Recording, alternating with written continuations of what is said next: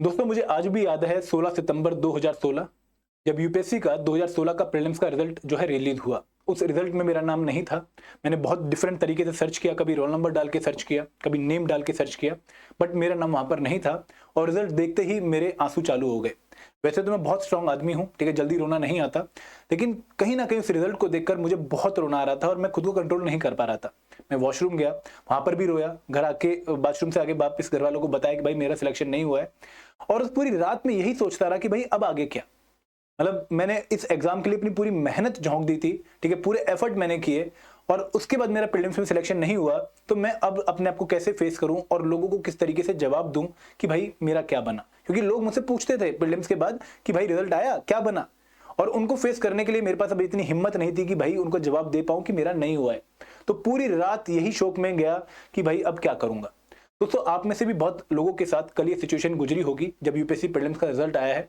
जिन बच्चों का result positive नहीं रहा, बहुत दुख हुआ होगा। और दोस्तों मैं आपका दुख 100% फील कर सकता हूं, क्योंकि मैं आपकी सेम स्टेज से गुजरा हूं। मैं जानता हूं कि कितना मुश्किल होता है जब आप किसी एग्जाम के लिए बहुत तगड़ी मेहनत करते हैं और उस एग्जाम पे आपका पूरा कैरियर दांव पे लगा होता है, और जब रिजल्ट सही नहीं आता है तो हमारे लिए आगे कोई ऑप्शन नहीं बचता है।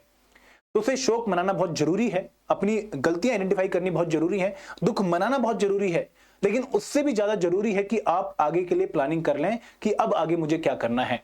दोस्तों पहला काम तो मुझे लगता है कि आप लोग 28 मई की शाम को ही कर चुके होने चाहिए थे। वो काम क्या था? वो काम था अपनी गलतियां लिखना जो आपने इस बार के प्रीलिम्स एग्जाम में कमिट करी हैं। वो गलतियां मल्टीपल तरीके की हो सकती थी। फॉर एग्जांपल, भाई आपने सीसेट को बहुत इजी माना और सीसेट ने आपको पेपर में धोखा दे दिया। दूसरी गलती कि आपने ओवर अटेम्प्ट कर दिया। तीसरी गलती कि भाई पढ़े हुए कंसेप्ट सिंपल क्वेश्चन को आप गलत मार्क करके आ गए हो। ऐसी बहुत सारी गलती आपने करी होंगी जिनकी वजह से इस बार आपका प्रीलिम्स क्वालिफाई नहीं हुआ। आपको वो गलतियां एक पेज पे नोट डाउन करनी थी, और वो गलतियों वाला जो पेज है वो आपको अपने स्टडी टेबल के सामने लगाना था, ताकि पूरे साल इस आने वाले टाइम में आपको पेपर हॉन्ट करे, आपको डराए कि भाई ये मिस्टेक ध्यान में रखियो, ये मिस्टेक तेरा एक साल तेरे को वेस्ट करवा रही है, तो अगर अगले साल तूने ये मिस्टेक दोबारा रिपीट कर दी तो तेरा एक और साल जाएगा। ये काम आपने पहले कर चुका होना चाहिए था, क्योंकि ये जरूरी है। हर बच्चे को पता होता है, ऑनेस्ट उसकी एक जो है एक उसने एनालिसिस कर ली होती है कि भाई मेरा पेपर क्यों गलत हुआ है, क्या मेरे से मिस्टेक हो गई है। वो काम आपने करना था। और दोस्तों अब काम क्या है कि एक बार रिजल्ट देख के दुखी हो जाइए, अपना मन पूरा एकदम हल्का कर लीजिए, या मुझे गाली दीजिए या किसी और को गाली दीजिए, किसी भी तरीके से अपना मन हल्का कर लीजिए, लेकिन उसके बाद आगे बढ़िए। दोस्तों ये आगे बढ़ना बहुत जरूरी है, क्योंकि इस लाइफ में अगर आप एकदम स्टैटिक हो जाएंगे तो कहीं ना कहीं आपके पास फिर कोई और ऑप्शन नहीं बचेगा।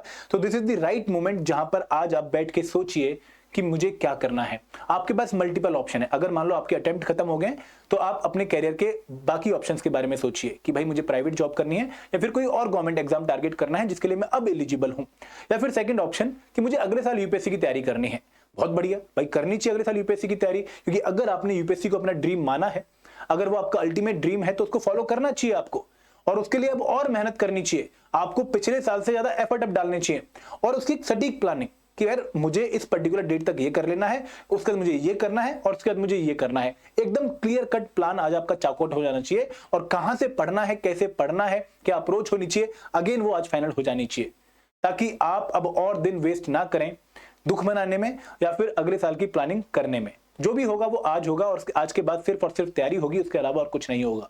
तीसरा ऑप्शन क्या है कि यार क्या कोई और एग्जाम है जिसको अभी हम जो है एक बार टारगेट कर लें, जिसको अभी हम क्लियर कर लें, ताकि हम अपने प्रेशर को जो हम पे बढ़ता जा रहा है उसको थोड़ा कम कर पाए, और एक अच्छे रिस्पेक्टेबल एग्जिट की तरफ जाकर हम गवर्नमेंट सिस्टम में एंट्री कर जाए, और उसके बाद अपने ड्रीम को फॉलो करें। दोस्तों इनमें से कोई भी ऑप्शन आप चूज करते हो वो आपकी खुद की एक जो है एक डिस्क्रिप्शन है कि भाई आप अपने लिए क्या प्लान कर रहे हो। लेकिन मैं आपसे यही कहूंगा कि आप और टाइम वेस्ट ना करें, ठीक है, दुख मनाने में, शोक मनाने में। अब टाइम आ चुका है कि आप अपने कैरियर को एक डेफिनेट डायरेक्शन दें और उसकी तरफ आप सारे स्टेप्स पॉजिटिव लें। तो यहां पर अगर आपको अगले साल की यूपीएससी की तैयारी करनी है तो बहुत अच्छे तरीके से प्लान कर लीजिए, क्योंकि एक साल का टाइम बहुत ज्यादा इनफ है इस एग्जाम की तैयारी करने के लिए। अगर आपने पहले भी थोड़ी बहुत तैयारी कर रखी है तो उस तैयारी को आप करना शुरू कर दीजिए एकदम अच्छे मैनर में। और अगर आप एक प्लान बी चाहते हैं तो मैंने आपको पहले बता ही रखा है डिफरेंट माध्यम के थ्रू कि एक ईपीएफओ एग्जाम इस बार आप लोगों के लिए बहुत अच्छी अपॉर्चुनिटी है, गोल्डन अपॉर्चुनिटी है, जिसके थ्रू आप एक बहुत अच्छी जॉब में एंट्री कर सकते हैं। एपीएफसी की जॉब भी है, असिस्टेंट प्रोविडेंट फंड कमिश्नर और enforcement officer and account officer की भी पोस्ट है वहां पर, और दोनों ही बहुत अच्छी पोस्ट मानी जाती हैं और यूपीएससी वाले बच्चों के लिए काफी अच्छा मौका होता है इस एग्जाम में सिलेक्ट होने का। बट दोस्तों अगर आपने फॉर्म भरा है तो तैयारी करिए, क्योंकि फॉर्म ऑलरेडी भरे जा चुके हैं। तो जिन बच्चों ने बाई चांस फॉर्म भर के छोड़ दिया था कि भाई तैयारी बाद में करेंगे, तो शायद उन्होंने एक अच्छा काम कर दिया है। तो दिस इज द मोमेंट जहां पर आप इस एग्जाम के बारे में सोचें। This can be a very good plan B for all of you. ठीक है, तो अगेन आपको अगर पढ़ना है तो आप हमें कांटेक्ट कर सकते हैं 8146207241 हमारा नंबर है, या फिर आप हमें एक मेल ड्रॉप कर सकते हैं hello@edutech.co.in पर, या फिर आप इस वीडियो का डिस्क्रिप्शन चेक कर सकते हैं जहां पर आपको हमारे डिफरेंट कोर्सेज के बारे में इंफॉर्मेशन मिल जाएगी। ठीक है, बट दोस्तों अगेन मेरा इस पूरे वीडियो को बनाने का पर्पस यही था, जो लाइन मैंने पीछे लिखी हुई है कि जो हो चुका है उसको आप बदल नहीं सकते। ठीक है, जो आपका रिजल्ट आ चुका है अब उसमें आप उस फाइल को बार बार देखिए मेरी तरह कि भाई डिफरेंट तरीकों से देखेंगे, पहले रोल नंबर पे देखें फिर नेम पे देखें, तो उस तरीके से आपका नेम ऐड नहीं होने वाला, वो सिर्फ पास्ट है। ठीक है, आपकी सिलेक्शन नहीं हुई है, ये सच्चाई है। और अब आपको आगे के लिए जो एफर्ट्स है वो करने चाहिए। आप बहुत ज्यादा टाइम वेस्ट नहीं कर सकते ये सोचने में कि भाई मैं किस तरीके से अपने पास्ट को बदलूं, तो उसके बारे में मत सोचिए। अब बस ये सोचिए कि मैं आगे और क्या कर सकता हूं, क्योंकि दोस्तों लोगों को अगर आप लोगों ने जवाब देना है तो शब्दों के थ्रू नहीं दिया जाता, वो जवाब सिर्फ आपके एक्शन देते हैं।